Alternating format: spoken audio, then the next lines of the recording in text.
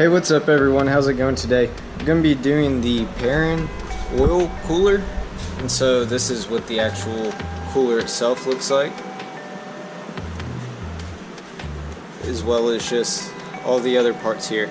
Now I did already film the whole entire process, and let me show you what happened. See right here, this is what connects near the top where your oil filter is at already.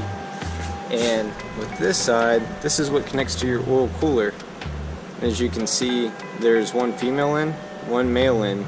I was given the female end, so whenever I try to attach it to the oil cooler itself, it was basically two female ends trying to meet and didn't work out for me, so I had to put everything back the way it was, and today I'm doing the whole thing over again.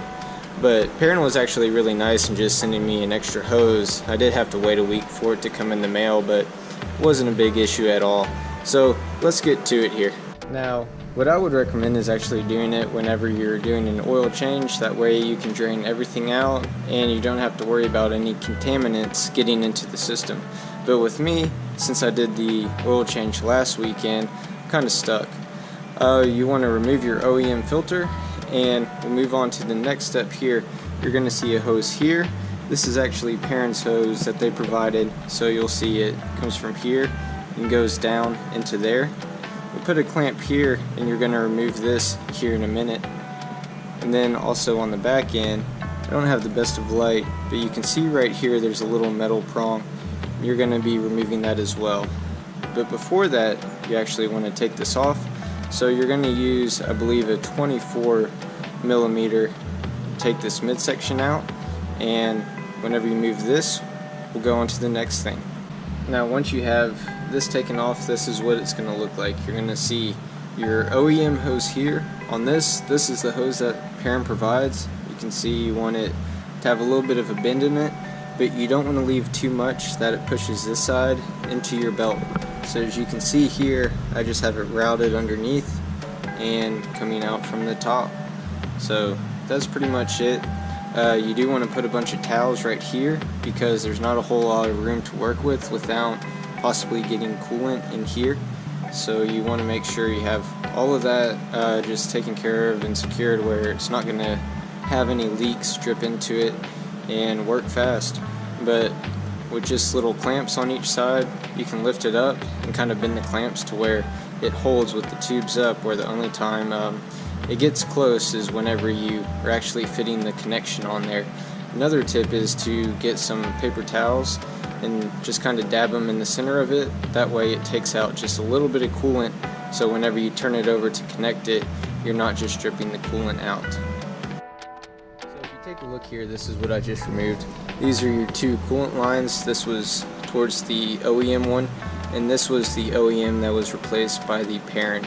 And you can see at the bottom here there was a washer, so you want to make sure you take this washer out as well.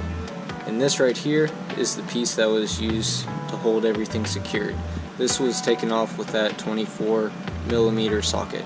Your next step is to take this double male end, fit it into the hole.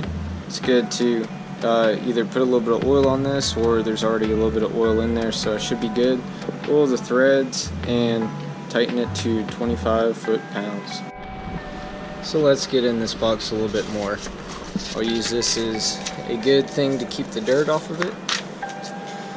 You're going to install your oil spacer, which you can see here. You want to make sure that there's a little bit of lubricant on these two O-rings, and it's going to go upside down. Well, upside down from the current position where you can read Perrin on it.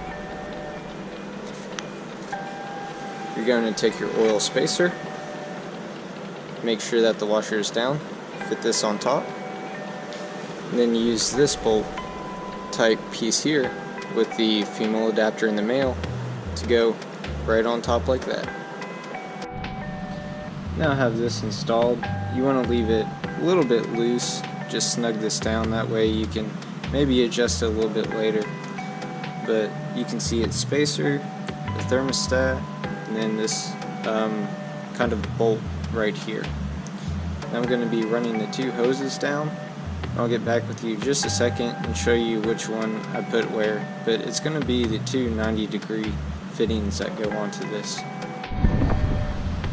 So as of right now, I have the hoses routed. I have the hose that is going to go on the top, which is the other 90-degree bend. You see right here, that's what I have routed on this side. So the reason behind this is it looks as if the oil comes down into here, which is going to go back into the oil cooler, which by the looks of it goes from the top to the bottom and drains back in. So I want the drain that comes back in to be here at the top. But we'll see how it goes. I may change it out a little bit later or get some more opinions on it. But the next thing you're going to do is put your brackets on. You want to make sure that the hole fittings, which have plugs on them at the moment, are facing to the right with Perrin logos. That's the way that you can tell.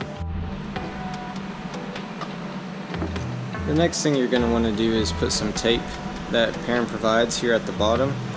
I kind of stuck this on here. I may take this off once I'm ready, but you want to fit these brackets as close as they can to the oil cooler and then put the tape on the bottom. The second step to this is to take this trim piece here. There's going to be a hole here, here, as well as right here. You're going to take those push clips out, and if you look underneath, you can see there's a hole right here. This is where the top of the intercooler is going to go. I say intercooler, I mean oil cooler. It's going to fit behind it, and what you're going to use is one of these bolts with a washer to secure it against there. The bottom is just going to be kind of hanging freely at the moment. Now I have the Perrin Oil Cooler installed. You can see up there as well as here at the bottom. I'm going to have to do a little bit of rerouting for my hello horn, but that won't be an issue at all. Basically the only thing I need to do right now is fit these hoses, as well as if you look here, they include a trim piece